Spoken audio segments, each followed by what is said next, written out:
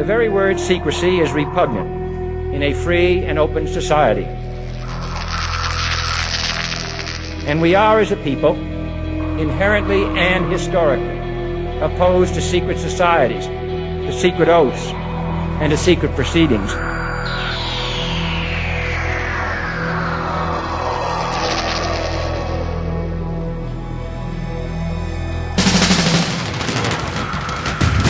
The questions you always had, the answers you were never given, the place to seek the truth.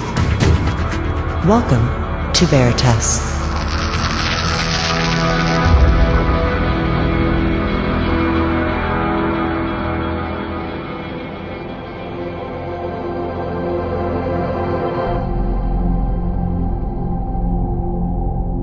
Greetings to everyone around the world, and a warm welcome to another edition of Veritas at veritasradio.com. I'm your host, Mel Fabregas, and I sincerely thank you for joining me once again. And if this is your first time or your truth journey brought you here, welcome home.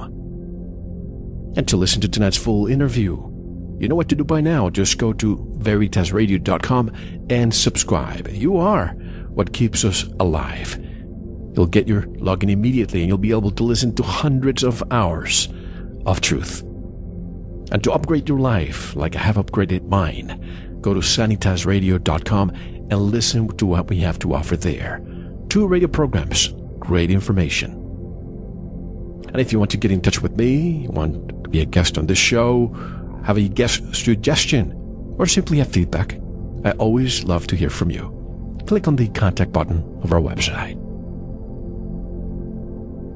Let me begin this interview by stating that I have no attachment to the flat earth. I have no attachment to the oblate spheroid, and even to this sphere. If our home is any of these, so be it. I wouldn't be surprised of any. What I continue to be surprised and suspicious of are the people who continue attacking those who simply ask questions. I recently attended a conference that deals with the most open-minded topics you could possibly imagine. However, when it comes to the flat earth topic, it was a no-no. Look, I can't say I blame people for thinking this is the most absurd topic under the sun, or the firmament rather, but you open-minded people who discuss aliens, UFOs, reptilians who ruled the world, Bigfoot, and the rest of it, why do you continue telling us to stop looking into this? Those of you who study the pyramids and ancient civilizations, you venerate these ancient ones, and rightfully so. And some of these very ancient ones believed the earth was flat. Why do you then continue looking into their achievements if the notion of a flat earth is so absurd and it's what they believed? And those of you who continue writing to me saying the ancient ones knew they lived on a sphere, how did they know? Just because you see a sphere above you doesn't prove you are standing on a sphere. You can still play pool on a flat table and basketball on a flat court. At any rate, I digress. Tonight's special guest is a veteran of this program, so he doesn't need a formal introduction. Directly from Bangkok, Thailand, I'd like to welcome Eric Dubay. Hello, Eric, and welcome back to Veritas. Hey, Mel. It's great to be back here. I love your show. Always a pleasure having you back, and I'm glad that we're still talking after a year. A lot of people that I know have stopped talking about this because they just can't sustain, they just can't endure the attacks that they continue to receive from people from all over the world. But I have to tell you, some of the smartest people I know are discussing this in silence. Why do you think that is? Yeah, well, like you said, a lot of people don't want to touch this subject with a 10-foot pole, and a lot of those same people are the ones espousing aliens and UFOs and Bigfoots and all the other unprovable conspiracy theories out there, whereas flat Earth is a easily provable conspiracy fact, which blows away all of these other theories out of the water. Aliens, the spinning ball Earth, evolution, dinosaurs, a whole range of other things start to be blown out of the water when you realize the flat Earth truth. And so this is when what a lot of truth seekers don't want us going down this rabbit hole, because that does away with their paradigm. People like David Icke and his reptilians on the hollow moon. You can't have those if the moon is a translucent light, just a disk, immaterial that you can't land on, or Michael Tessarien's Atlantean progenitor aliens from Tiamat or whatever, all these supposed truthers that have their own myths woven based on things like aliens and the spinning ball planets and the infinite universe with infinite galaxies and all these supposed potential alien life that we have out there. A lot of their research goes down the tubes if the flat earth truth comes out. So there's a lot of resistance being met, both from the mainstream sheeple who've been taught that flat earth is something to be ridiculed and ridiculous, all the way to the alternative, whose narratives fall by the wayside if the flat earth truth is discovered. So the alternative media is picking up the slack here, bringing the real truth. That's what we're trying to do. Alternative, I guess. It's probably 4 or 5 layers. But another thing that's not that it bothers me, but I see this a lot. A lot of people who write to me and say, Mel, you're just wasting your energy. There are so many other important things that we should be discussing. And we do, folks. We've had Eric last year. We've had, a few other people. We have Jeffrey Grupp coming in a few days. These are people that I've had before who are talking about this, and I think we should listen. But why do they continue to say we have so many other problems? Why are you focusing on this distraction? Well, if they haven't looked into it at all, I can see how they would think that way. And I kind of thought that way years ago as well, that, well, it's just the shape of the earth. What does that matter? Does it really matter whether it's this shape or that shape?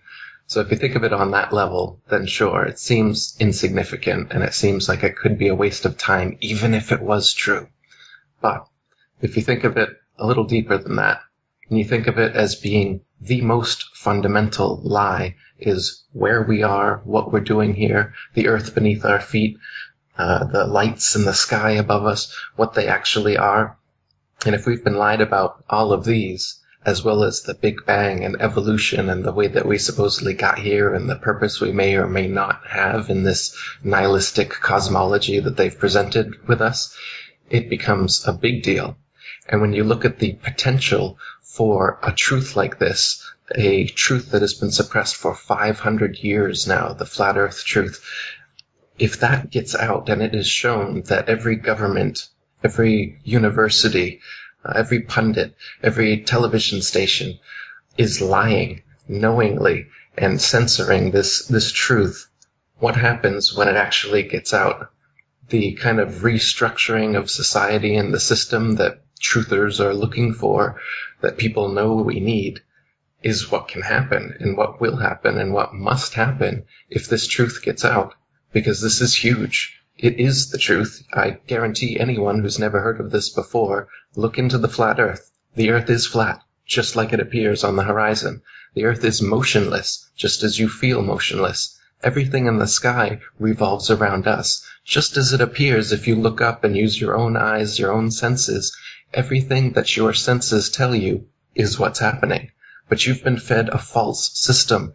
You've been shown CGI images with a ball earth with a horizon that curves. You've been shown more CGI images with a ball earth that spins. You've been shown planets that spin like billiard balls around each other in many different directions at many different speeds simultaneously. You've been shown all these things in CGI format. You've had Freemasons lie to you and tell you they've seen it for themselves, but you've never seen it for yourself. You've just been lied to and shown pictures, and you believe those. It's not science. Science, in fact, shows that the earth is flat and motionless, and there are hundreds upon hundreds of proofs and experiments that have been repeated throughout history for hundreds of years, but you haven't been taught them in school, because they don't want you to be taught that in school. They show you a spinning globe on your first day and tell you that gravity keeps water and buildings and people stuck to the bottom of that thing, and they repeat it until you believe it, your parents believe it, your grandparents believe it. 500 years ago, people were believing it. They even started trying to get people to believe it thousands of years ago, but it didn't pass until about Copernicus in 1500s when this really started to take shape. So The reason that some of the pseudo-truthers, so to speak, or just mainstream sheeple don't want this to get out and say that it's a distraction is because they don't know how far-reaching the implications of a truth this deep actually surfacing would be. It's like holding a balloon underwater. When you let go, that thing's just going to rush to the surface. The water's going to go flying, and that's what we need. It's exactly what we need. So that's what I'm working towards doing. In doing what I do, Eric, you become a lightning rod, and I'm sure you have become a lightning rod too. So here's another message I received recently from someone who says he has studied ancient civilizations, and he says they knew that the earth was round. So of course I asked him, can you prove to me that they said that? Well, they could get on top of the pyramids and see that every time they would get on higher steps, they could see farther and farther. What does this have to do with the round earth, if that's just perspective? Right. Yeah, Neil deGrasse Tyson was just on the Anthony Cumia show saying how at the Burj Khalifa Tower in Dubai, if you go to the top of it, the sun sets 2 minutes later than at the bottom, and that proves that the earth is a ball. So what they're saying that the earth is a ball, and the curved shape of the horizon is what's the sun is disappearing beyond that. And if you go up in the tower, you'll see the sun again for 2 more minutes and watch it set again. And that's proof that it's setting beyond a ball. Yet if you go up there and you take video 360 degrees around you, you'll see the horizon's perfectly flat all the way around you, perfectly at eye level, and it rose with you at eye level right from the base of that tower to the top of that tower, as is only possible on a flat plane. A ball, no matter how big the ball is, the horizon would stay where it is, and you'd have to tilt your head looking down more and more as you rose to see it. And of course, it would also curve. The reason that you see the sunset slightly later from a higher position is simply perspective on flat surfaces. If you rise even higher than that, then you'll see even farther as well. They don't seem to mention that. When you go higher in altitude, you're able to see further along a flat plane, and that's all that's happening as you go higher. So the sun, when it's setting, is actually maintaining its altitude at about 3,000 miles above us, and it circles over and around the flat Earth. And so from your position, due to perspective, as it goes away from you, just like a row of street lamps, as they're going away from you, the one closest to you seems very high overhead, and then slowly dips down more and more to the horizon, or just like a long, narrow hallway where the floor rises up, the ceiling comes down, and the 2 walls come into a point right in the middle. That pyramid shape, that eye at the top of the pyramid, another reason for that symbol is that's the way that our eyes actually see. Our eye sees in a pyramid-type shape like that, and the sun setting down on the horizon like that is simply an element of perspective. And when it goes beyond the horizon, it's not setting beyond the curvature of a ball Earth. It's simply gone beyond the vanishing point of perspective from your point of view, which is what the horizon line is. It is not the curvature of the Earth, as you've been taught. You can think about it. If the limit of your perspective was the curvature of the Earth, and you saw, say, a ship disappearing over it, then you look to the left, the same amount of distance, and you look to the right, the same amount of distance. Well, there's no curvature there, but that's twice the distance as the ship in front of you that you think has disappeared beyond the curvature. And then to double check this, you can take out a pair of binoculars, and you'll see that that ship that disappeared beyond the horizon over the curvature of the Earth magically comes right back totally into view, hull and all. And that's because it's simply gone beyond your perspective, which you can bring back into view with technology or by gaining altitude, like by going up in a tower. So this is all just an element of perspective, and tricky Masonic magicians are trying to get you to think it's based on the curvature of their spinning ball Earth, when it's nothing but perspective. It was December 7th, 1972, where we saw the quote-unquote blue marble, the image taken by allegedly Apollo 17. But I've always had a problem with that picture. Not with that picture, that photograph in particular, but because of so many new ones have made its way to me, and they're all so different. The United States looks so much bigger now. Africa looks so much smaller now. What's happening? Are the tectonic plates changing so much that when we take pictures now, the land mass has changed? Or is it just pure CGI all along? That's a good one. Yeah, the tectonic changes are causing the CGI pictures to become very different as the years go on. No, that's a good point. Take a look at these images coming from NASA and RASA and JAXA and all these different space agencies, the Chinese, the Japanese. Some of these are even worse than NASA, and you'll notice how clearly fake they are, how obviously Photoshop CGI they are. And when you compare them to one another, you'll notice these impossibilities, like the water always being different shades of blue every single picture. The size of continents changing from picture to picture. One time North America filling up the entire picture, one time it being just a tiny little speck on the upper part. You'll have on the animations, you'll notice that the clouds almost never move. You'll see a spinning ball Earth with the exact same cloud formations for 24 hours. Take a look at these anomalies, not only on the pictures of the Earth, but on the pictures of the moon, because we've never been to the moon either.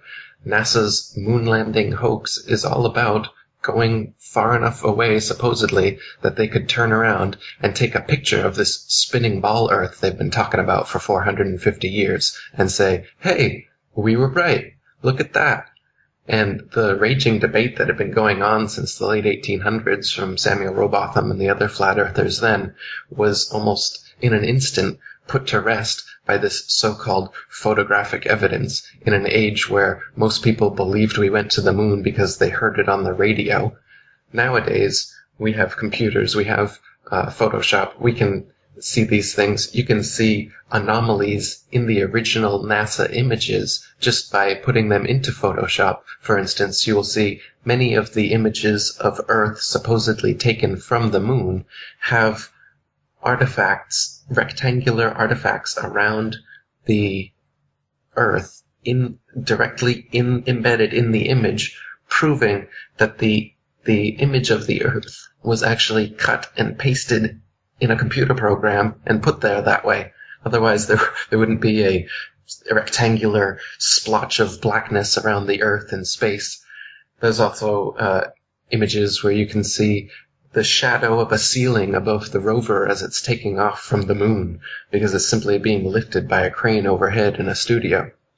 Many of these things, these have all been exposed. This is common knowledge amongst us educated conspiracy folk that you like to ridicule and laugh at and call stupid flat earthers. But this is just a fact. You can't land on the moon. There's nothing to land on. It's just a light. And I can prove it to you right now.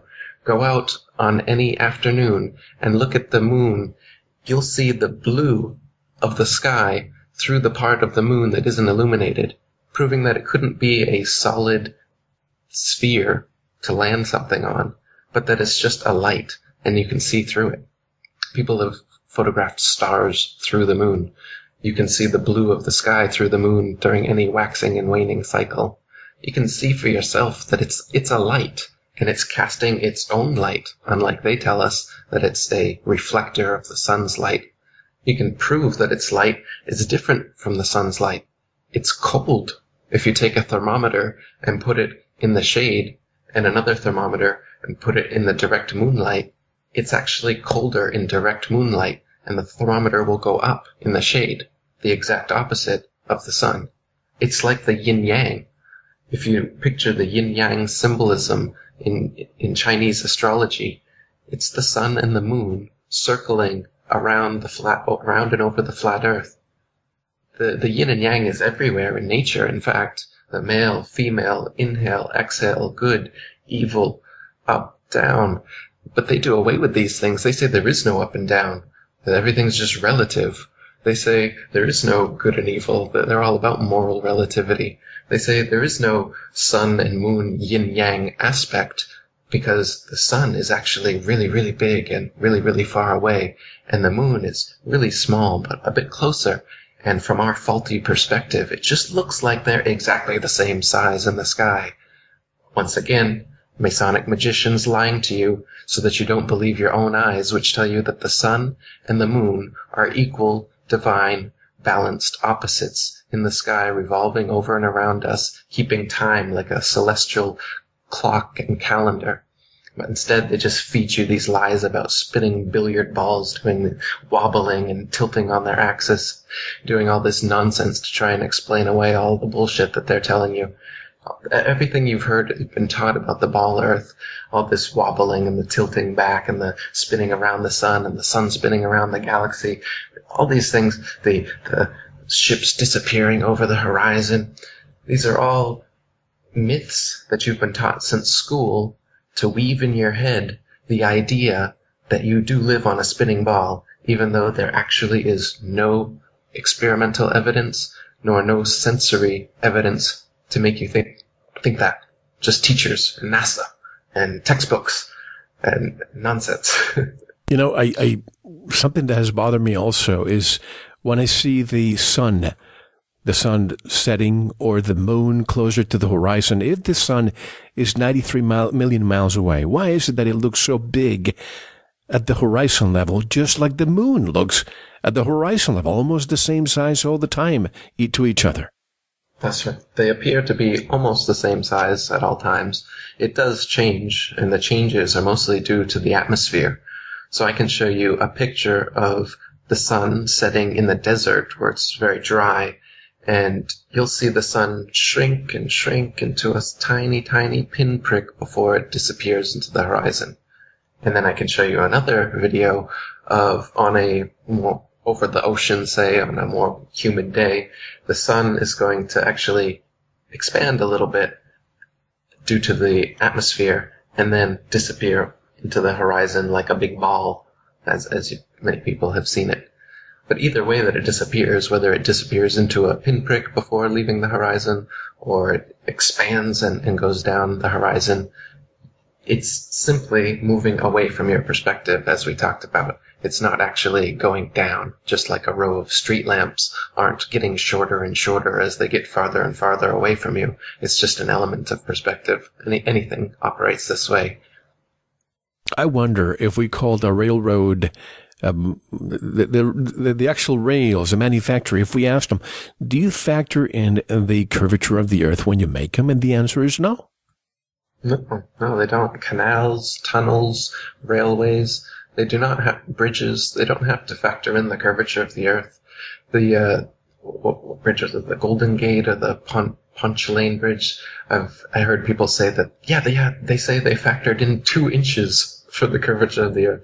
That's one of the only ones I've ever heard people claim that they factored in curvature. But even the Suez Canal and all these different canals, railways, they admit that there's no allowance given for curvature.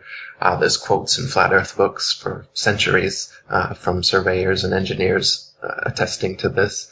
So, and of course that 2-inch one is a joke because the bridge is so long that the actual supposed curvature on their 25,000 mile circumference ball Earth would be, I can't remember now, but many, many, many feet and not just 2 inches. So they can't even get their fake math right when they try to pretend that they factor in curvature. If we are spinning at 1,000 miles per hour, should most of the water, our oceans, cover the equator? Why is it that instead most landmass appears close to the equator? Shouldn't water be around the equator? Take a wet tennis ball and spin it. I guarantee you, folks, most of the water will move to the middle or the equator. Right. Yeah, their idea of a spinning ball and the actual alignment of things on the Earth doesn't fit too well. They try to say that it's an oblate spheroid, and that's to silence people that have objections like yours. Then show me a picture. Show me a photograph of the oblate spheroid. Oops! All our pictures are spheres. We'll get right on that. And then, of course, when you point out that you can see Polaris from the southern hemisphere, and that the southern hemisphere is actually bigger than the northern hemisphere, they say, well, it's a pear-shaped oblate spheroid bulges out under the pole, under the equator. Yeah, that's it. And once again, well, show me the pear-shaped oblate spheroid then. Now, all they've got are these clearly fake photoshopped CGI spheres. Not the oblate spheroids, not the pear-shaped spheroids that they tell you about to try and cover up all these refutations that people come up with. But that's what you get. And of course, not only would, on a spinning ball, would everything gradually come towards the center, but also it would just fly off. Anything that's tried to stick to a spherical surface, even if it's not spinning, falls off. They say that there's this magical force called gravity, which allows by big masses, by virtue of their big mass alone, to create a force that attracts other smaller masses to it. Okay? Like a magnet? Yeah, but it's not a magnet. It's everything. They say everything has this force. Okay, show me something that's not a magnet that does this. No, they can't show you a single thing. They say, well, there's nothing big enough until you get to the level of like moons and the Earth and the planets, stuff like that. Then stuff is big enough to cause this attraction we're talking about that causes the water and you and the buildings and everything to stick to the bottom of this 1,000-mile-per-hour spinning ball. But no practical examples of it whatsoever. They can't show you any mass by virtue of its big mass alone that causes even a dust bunny or some tiny, tiny small mass to stick to or orbit around it the way that they say gravity causes masses to do to other masses. So really, this gravity theory is just an illusion that they've told you to make you believe that it's possible that the oceans could be curved around a spinning ball like this, and that you could be in Australia upside down and experience yourself as right side up and never fall off. These are all just ways to make you stop believing your eyes. It's pseudoscience to remove you from the actual known science for thousands of years, which is that things fall or rise based on their relative density. It has nothing to do with gravity. If something is more dense, then it goes lower. If something is less dense, it just moves higher. If you've got a helium balloon, how come gravity doesn't bring that down to the Earth? Well, because the helium is lighter than the oxygen and nitrogen and other elements in the air around it, so it naturally rises.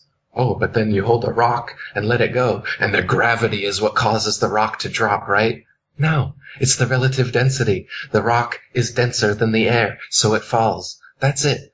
You've been taught a stupid science that tells you that gravity, this big G, the G in the Freemason symbol, all these Freemasons are telling you, gravity is their God.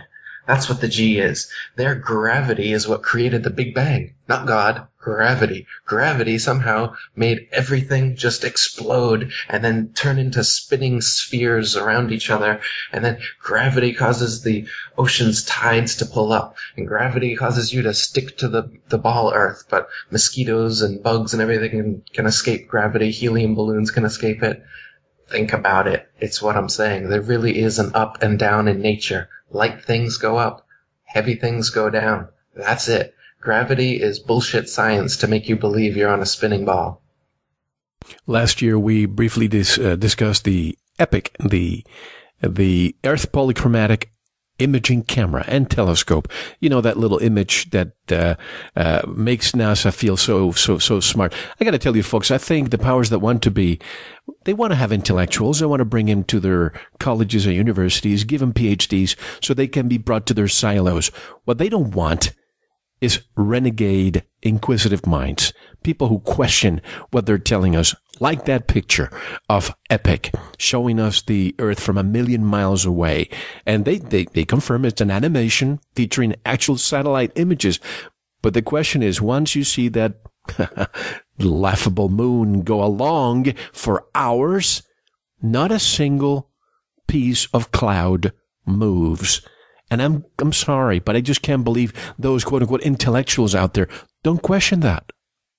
Absolutely. And why don't they question that 1,000,000-mile internet connection that allows us to receive those pictures? Where's the patent for that?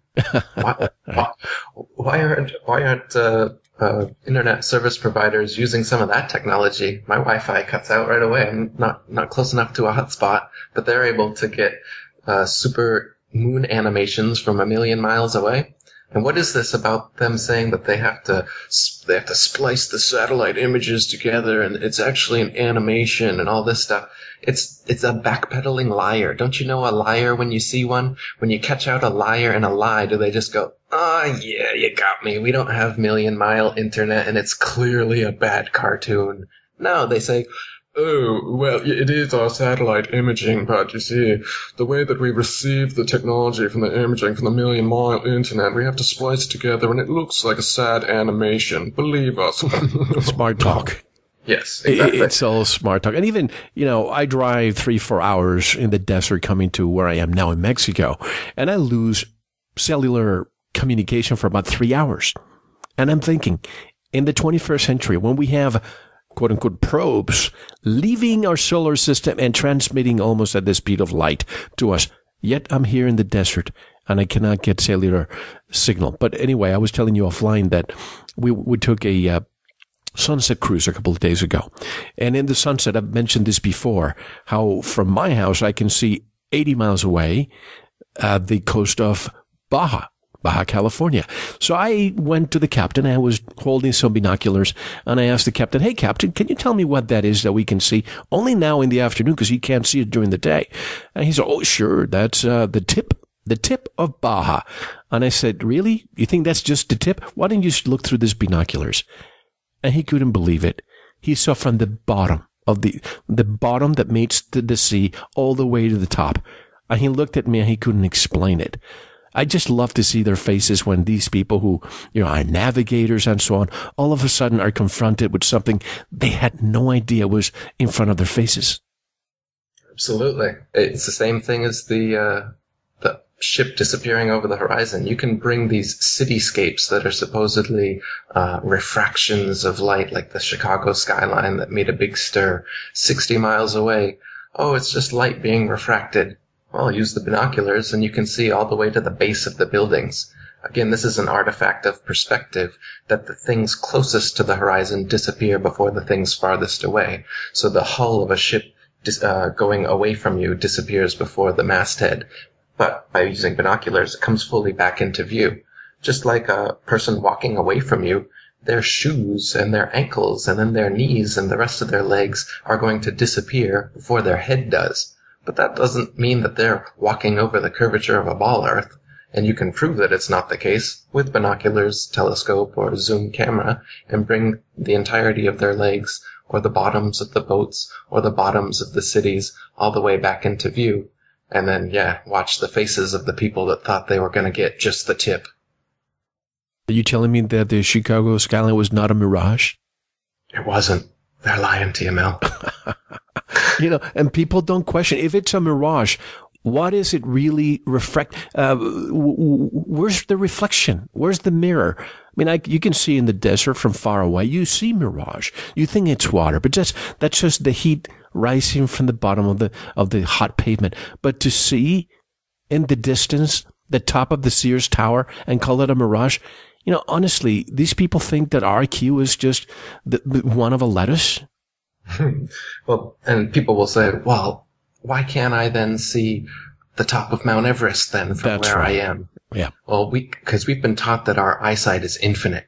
We've been taught that the closest star is 25 trillion miles away, and the light comes from, 4.2 light years away from us. It has to take that much time just to reach our eyes. So we've been taught that our eyesight, especially with the aid of technology, should be able to see infinite distances. But again, you've been lied to. The stars are not that far away. You can zoom in on them with a P900 83 times zoom camera, and they are right in your face, looking like a prismatic, constantly changing disco ball of watery electricity.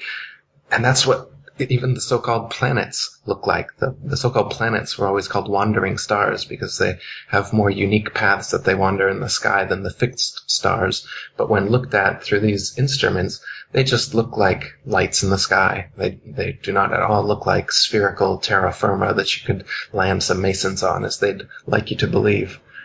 And so when people ask you, why can't I see Everest from my balcony then? Again, perspective and the limited eyesight, even with a telescope, only allows us to see so far. The Earth is flat, but it's not completely flat. There's valleys, there's mountains, and you can only see so far before the converging skyline and the uprising ground meet on that horizon. Using a telescope, zooms it in, and you're able to see a bit further.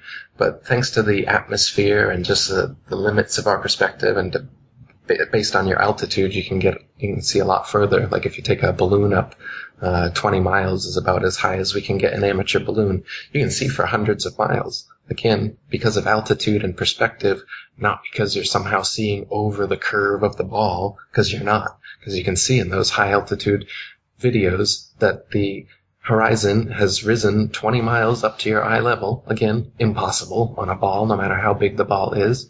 And it's flat, 360 degrees around.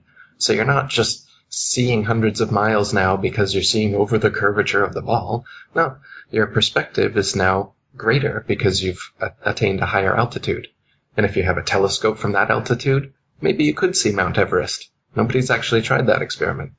But as far as, seeing the Antarctic ice wall from your balcony, no, I mean, our eyesight is limited, and you've been lied to about how far light can travel. It can't travel trillions and trillions of miles, and the stars aren't that far away anyway. Plus, you have plenty of dust particles that prevent you from seeing so far away anyway. But, I saw somebody ask the other day, so where did John Glenn go on February 20th, 1962? What is the flat Earth explanation? Where do you think he went? We know he orbited the Earth, and this has been well documented. So does that prove anything? The fact that you're saying well documented and, these theories that they call 100% correct, can they prove it? Can we really prove anything beyond our planet if we can replicate an experiment in a controlled environment? It's just like we know the steel recovered from the World Trade Center was shipped to China. Of course, there was nothing there. Those towers dustified, but the lie was repeated so much that I even believed it. And even when I had Dr. Judy Wood on the show, and I said, what about the steel that was shipped to China? Yeah, that's something I was told and I believed. This is what the media told. This doesn't make it a fact. Right, exactly. The actual physical evidence, they're always short on that stuff. When you ask NASA, hey, how about the telemetry data from the supposed rocket and shuttle that took you to the moon and back? Could we see the reels and reels of that? Oh, we lost it.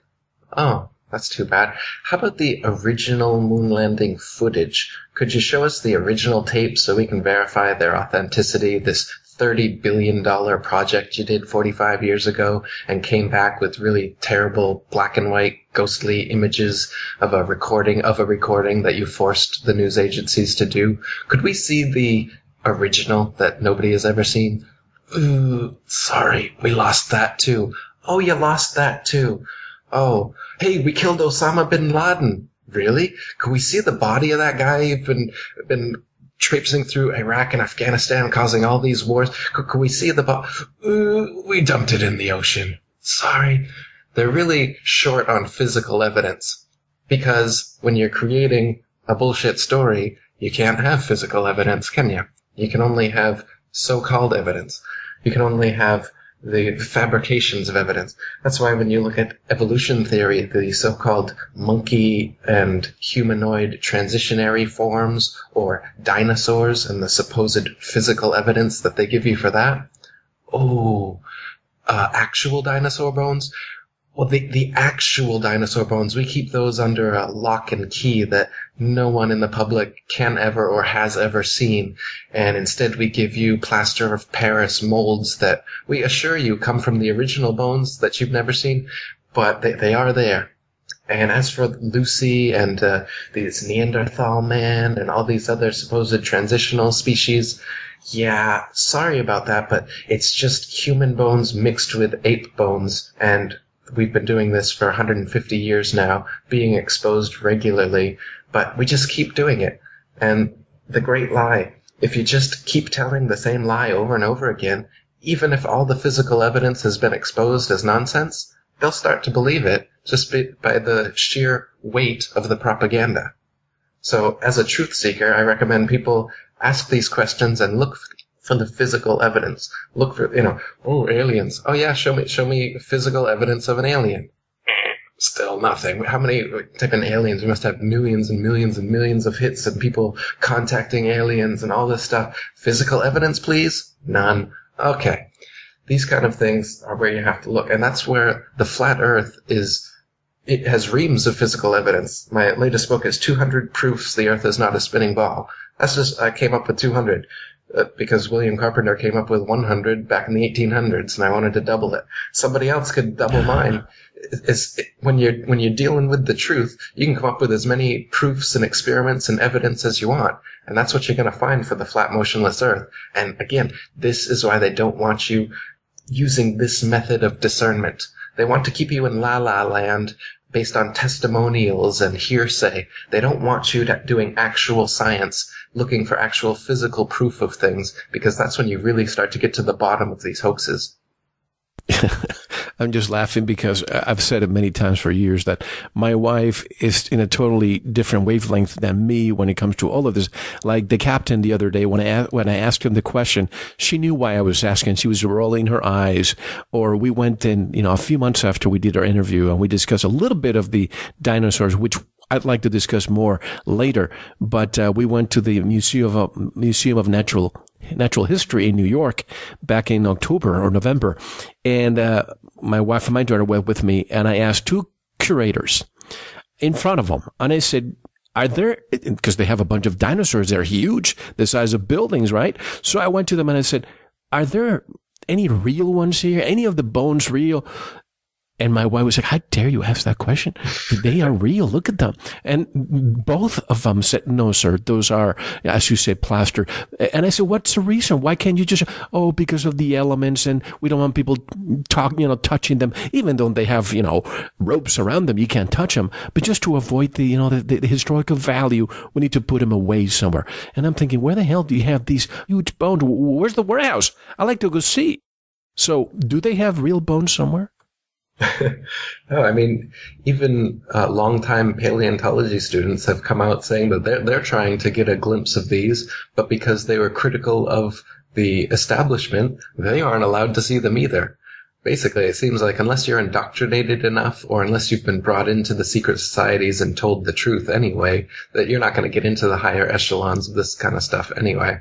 So, people like Neil deGrasse Tyson, he knows the Earth is flat and motionless. He's a Freemason, and he's doing a job, an acting job, where he propagates this deception onto you guys.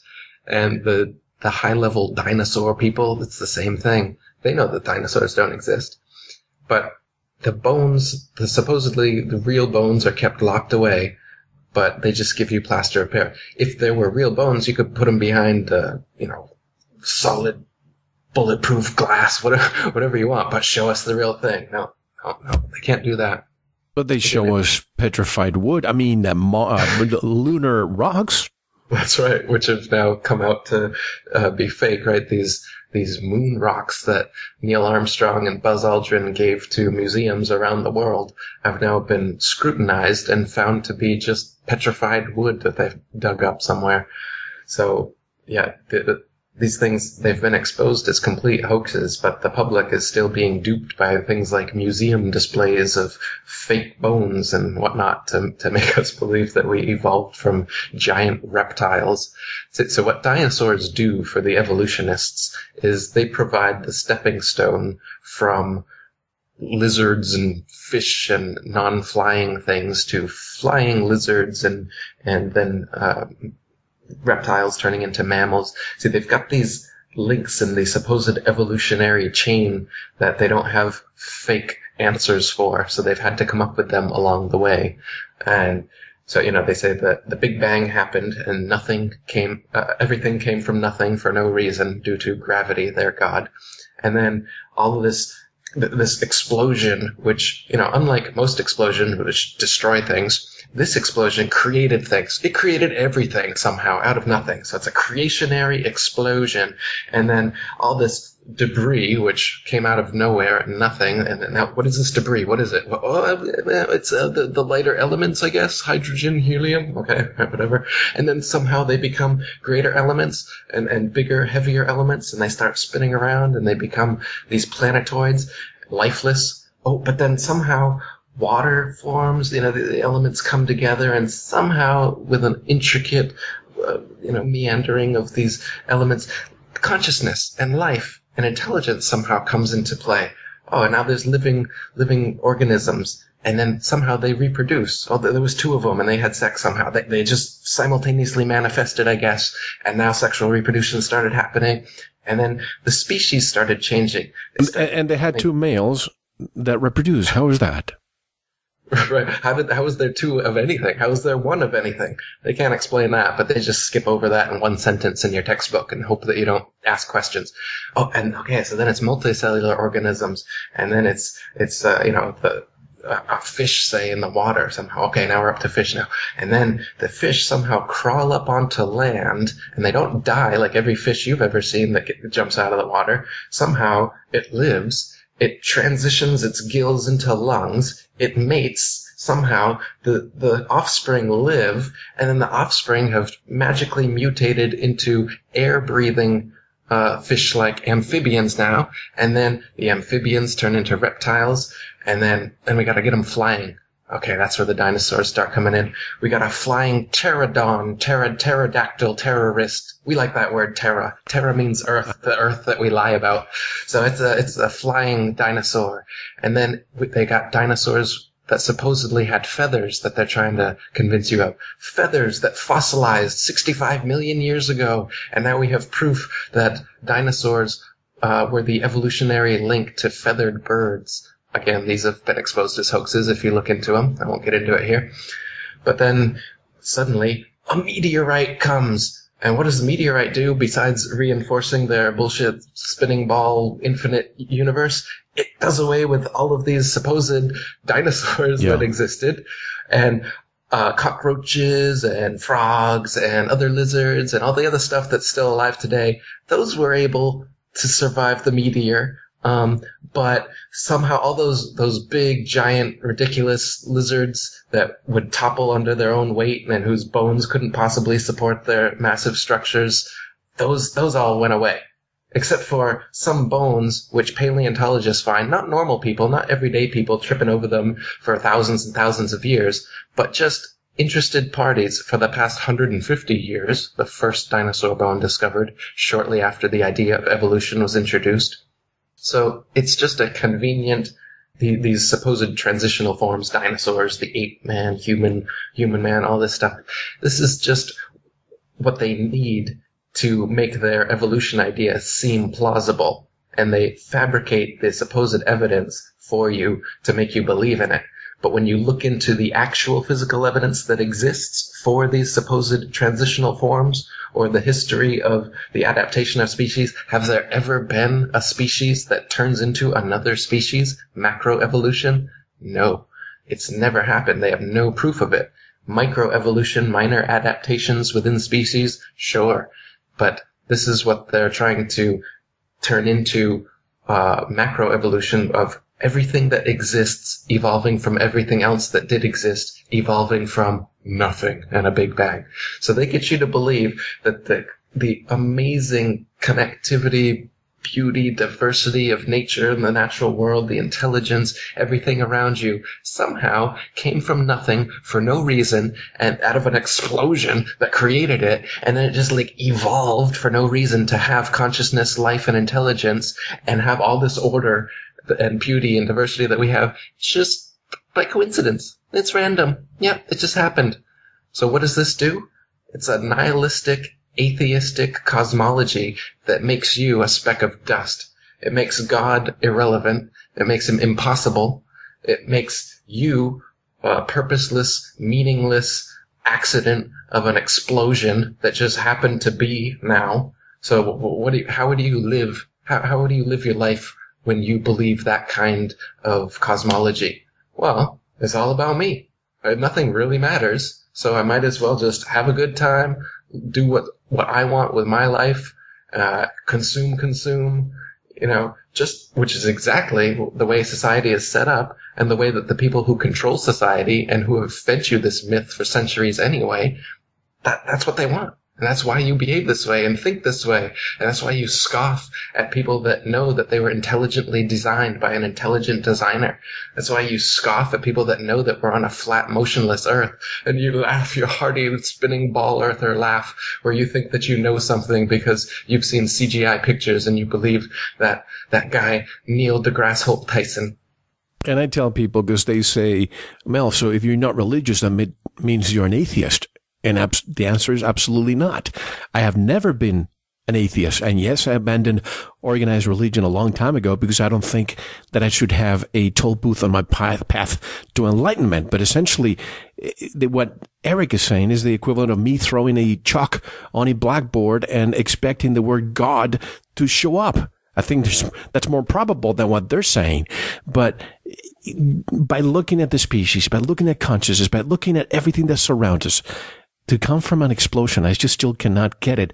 So yes, I think they're trying to get us to believe that we are insignificant, utter dumb slaves that have no hope, so that we can just go to work 8 to 5 paradigm and just be too occupied to ask questions. But I have a question. Probably half an hour away from me here, there's something called the Pinacate Crater. And it's by UNESCO. They consider it as important as Machu Picchu in Peru. Not a lot of people know this, but this is the crater by, let's call it whatever, a meteor, whatever crashed on it, where the Apollo 11 astronauts practiced before going to the moon. These craters are what look to be like craters. What are they then? Yeah, so there's things that they call craters, which are holes in the earth, like a bowl shape, and right. Then there's little edges kind of up above the rest of the earth around them there. So in one way, it looks like it could have been caused based on an impact from above. Though another way it could be is, say, like a gas bubble from below, and that same kind of shape could be the resulting shape from some sort of phenomenon happening from below just as well. Like a sinkhole. Like a sinkhole. And if it was from, say, a burning rock from outer space, there should be huge, the rock itself should still be there if it caused that big of a depression, and there should also be huge chunks of it everywhere. Yet none of these supposed crater sites have anything of the sort.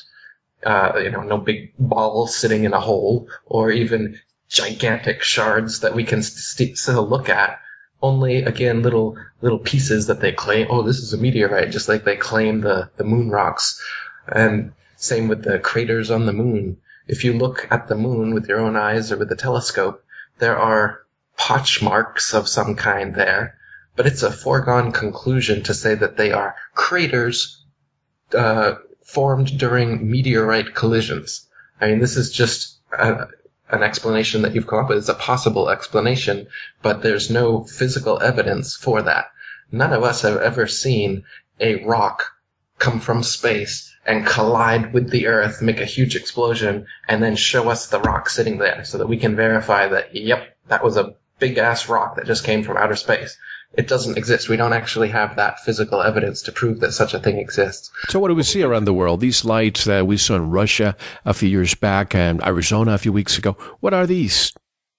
Well, we've got shooting stars. Like I said, stars aren't actual terra firma, so when you see a light shoot from somewhere to somewhere else, it's simply that. It's simply a light shooting. It's not a rock in outer space coming somewhere. No, but the ones in Russia that actually broke school windows and it almost felt like an explosion. Right.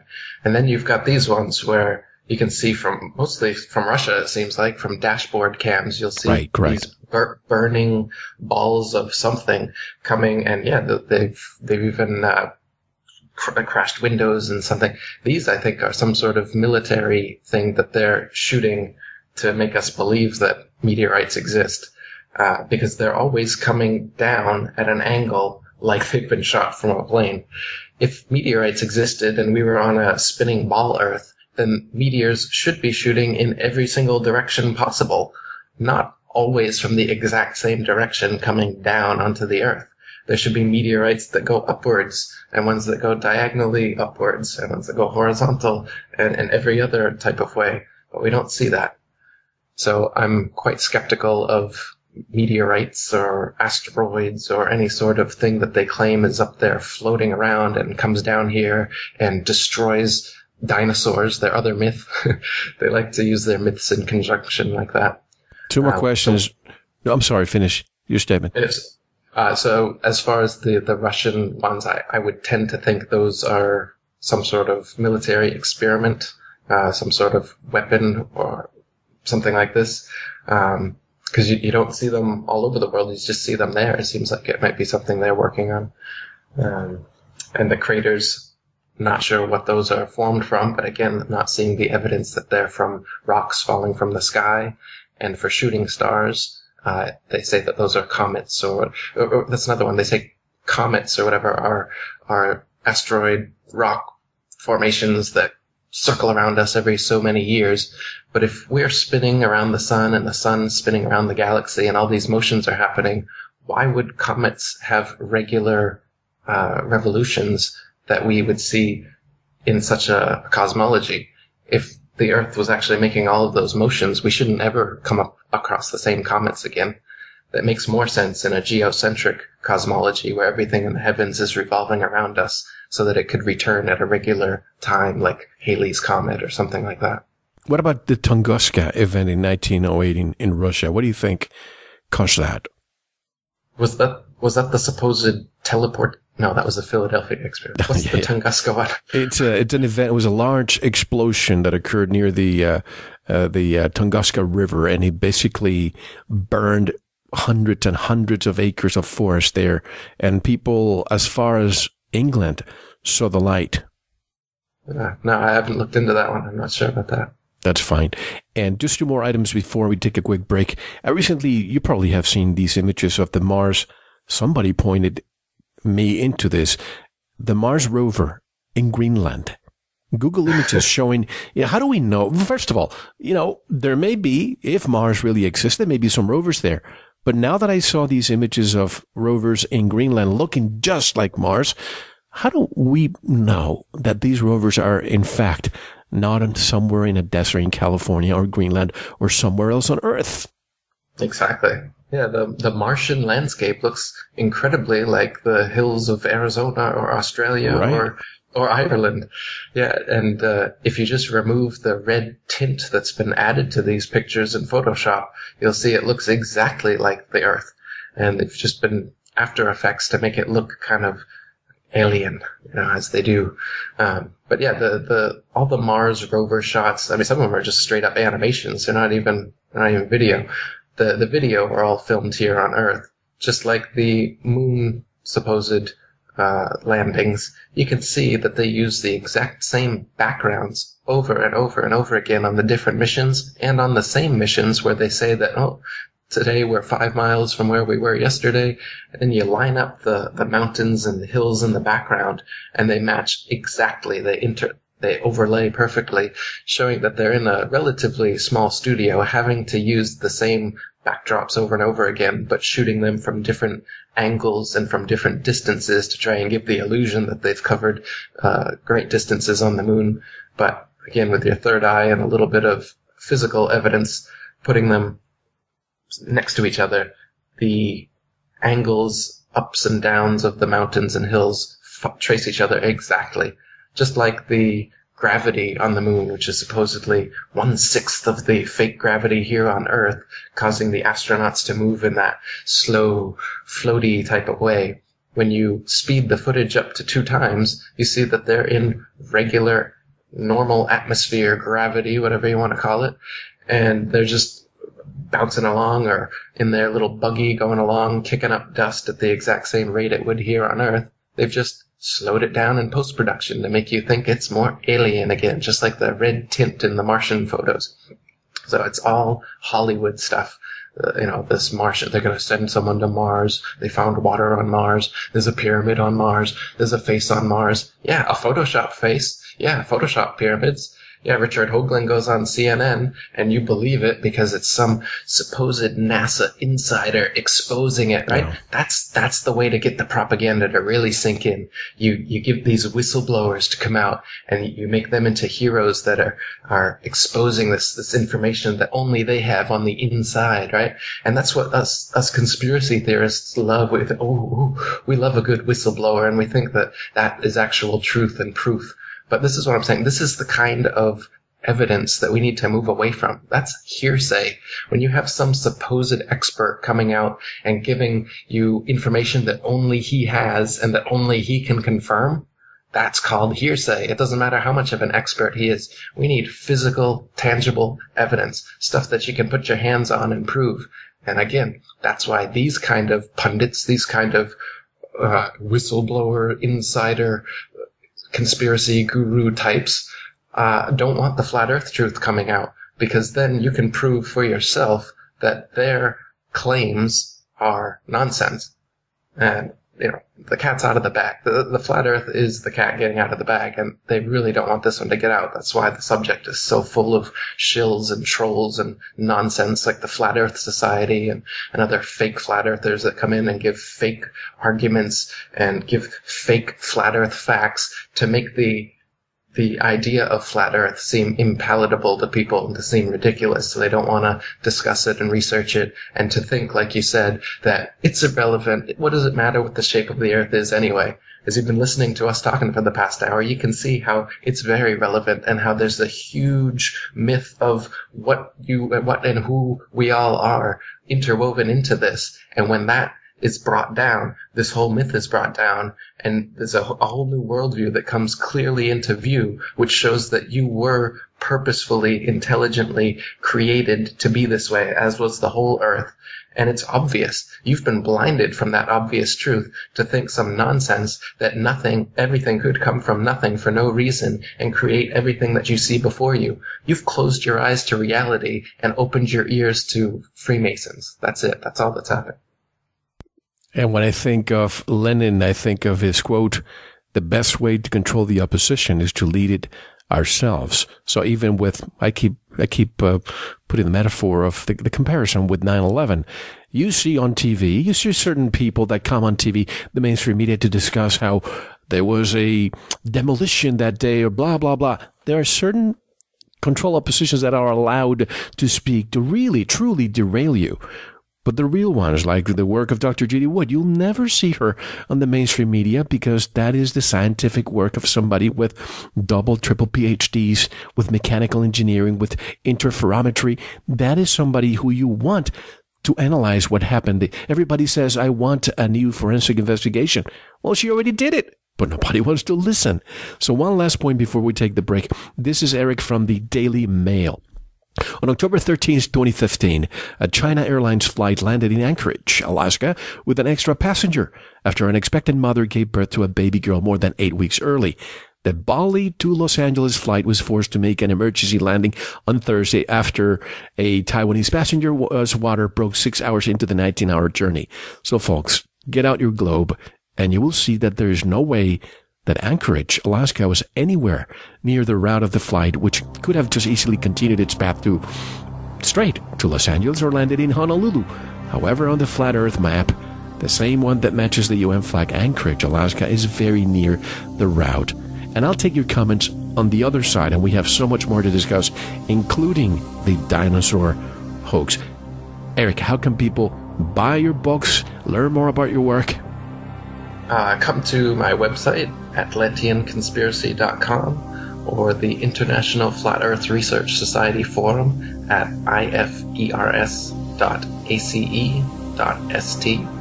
My books are available on lulu.com as well as Amazon and most other major providers. You should be able to find everything, links from those three sites. Great, folks. Don't go anywhere. Eric Dubay, directly from Bangkok, Thailand, will be back with us for another hour. This is Mel Fabregas, and you're listening to Veritas. Don't go anywhere.